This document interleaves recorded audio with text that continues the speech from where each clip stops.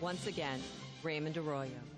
Welcome back to The World Over Live. My next guest is the author of the new book, Truth Overruled: The Future of Marriage and Religious Freedom, and a senior fellow at the Heritage Foundation. He joins me to discuss the Supreme Court decision on same-sex marriage, what the court actually said, and what Americans may face in the wake of the ruling. Please welcome Ryan Anderson. Ryan, hey, thanks for being here. Thanks for having me. Hey, I want to start with this notion you express in the book that the court has redefined parenthood.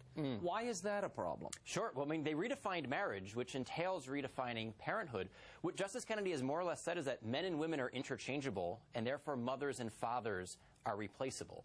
That two moms or two dads is the same thing as a mom and a dad, which will make it harder for our children and our children's children to actually understand the truth about marriage, to live it out in their own lives, and to pass it on to their children. Marriage laws matter in that sense. Let's talk for a moment, though, about how we got here. Aren't heterosexual couples, heterosexual marriages, and the breakups that ensued, didn't that destroy marriage before the Supreme Court? Yeah. So several times throughout the book, I'm at pains to say that this is not about gay marriage. This is about marriage. And it's only after 40 years of the sexual revolution in which heterosexuals bought into a bad liberal ideology that Anthony Kennedy could then legally redefine marriage. It's only after no-fault divorce, premarital sex, non-marital childbearing, and all of the other problems that heterosexuals did to marriage that Anthony Kennedy can then say, oh, the male-female thing, it doesn't matter either.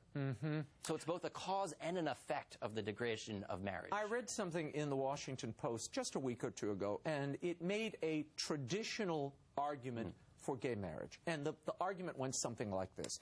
You have, among heterosexual couples, some who can never have children. They are infertile couples.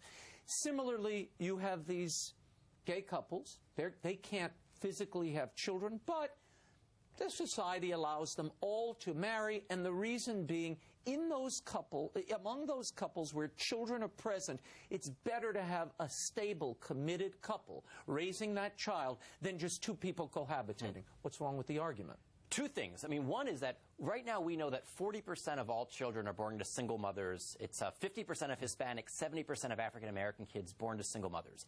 Gays and lesbians didn't cause this problem, but redefining marriage makes it harder to solve the problem, because how do we say that fathers are essential when the laws redefined marriage to make fathers optional? So that's one thing the Washington Post isn't really thinking about here, is that the law is a teacher, and the law is now teaching that two moms, two dads, same thing as a mom and a dad. The second thing here is the reality that many same-sex couples want to have, quote, a child of our own. And how do they acquire a child of their own? Assisted reproductive technologies. Sperm donors, egg donors, surrogate wombs. And as we know, this fertility industry creates many more embryos than are ever implanted or are born. Now, you know how the argument goes. And I've been reading all of this reaction to the Supreme Court ruling. And gay activists say, look, we are intending our children. There are no mistakes here. These are intentional, wanted children. And then we raise them. Sure, and it's all about the desires of the adults, not the needs or the rights of the child. Those children are intended, and at the moment of conception, they're denied either a mother or a father. You can think of the T-shirt that says, "My daddy's name is donor." If you're a lesbian couple who uses an anonymous sperm donor to create a child, you're depriving that child of a father. And that might not be in the best interest of the child. And we need to think about what's not just in the best interest for the adults involved, but also the children involved. Now, Anthony Kennedy, in his reasoning, though, used the children and said, wait a minute, you're dishonoring, you're putting this child at a distance by not allowing these parents to wed. Sure. In Chapter 7 of the book, I tell several stories of children who were raised by gays and lesbians who love their two moms, love their two dads, but say, I wish I would have had a mom and a dad. And one of them says that redefining marriage, the problem here is that it institutionalizes missing parents. And when I read that phrase, it jumped out at me. She was saying, if you grow up in a single-parent home, you grow up in a divorce home, divorce and remarriage, you're allowed to say, hey, something went wrong and I'm suffering as a result. But now that marriage has been redefined, if you grow up with two moms or two dads, you're not allowed to say that. The law has now institutionalized your missing parent. Isn't this debate over, given that the Supreme Court has spoken in this way? Isn't it really done? Not at all. I mean, that's exactly what all of the talking heads said to the pro-lifers 42 years ago after Roe v. Wade. Ryan, 42 years later, it's still the law of the land. It's still the law of the land, and yet the abortion rate has declined quite a bit. We shouldn't discount the progress we've made. It's not where it should be, but pro-lifers have made serious progress. My generation is more pro-life than my parents' generation. More pro-life laws have been passed at the state and local level in the past decade than in the previous 30 years. Congress is on the verge of passing a 20-week bill. They'll likely do that later this fall, protecting children halfway through pregnancy. They should be protected at the moment of conception, but we shouldn't deny that the pro-life movement has made progress. What do you make of this AP poll that came out this week? 56% of respondents say when there is a conflict between religious liberty and gay rights, the government should give preference to religious liberty. 56%. Yeah. What does that tell you? That's the way it should be. I think a lot of these people have seen the story of the baker who was fined $135,000 for not baking a gay wedding cake. You know, I tell the stories of the baker, the florist, the photographer, the adoption agencies, Catholic charities, all of these people who have been fined by the government just because they believe marriage is a union of a man and a woman. Normal Americans think that's wrong. They shouldn't be penalized by the government. It's only the activists, the ideologues, who say, you know, you have to bake the gay wedding cake, you have to do the flowers for the gay wedding.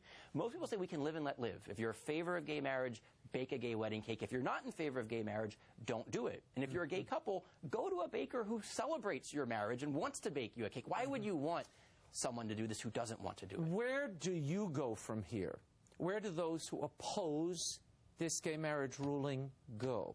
I think the first step is we have to say that this ruling is not the last word. Anthony Kennedy does not get to decide the truth about marriage for an entire nation. I think the second thing is we insist that our freedom is protected. The pro-lifers made sure that no pro-life doctor would ever have to perform an abortion. We need to make sure that pro-life citizens aren't coerced. And step three, we have to bear witness to the truth. For 42 years, pro-lifers have been bearing witness to the truth about unborn life. We need to bear witness to the truth about what marriage is. Look, gay rights activists obviously did something right here in the way they framed the argument, advanced this notion, and let people see the human face of these couples. What did you learn, and others, from their example?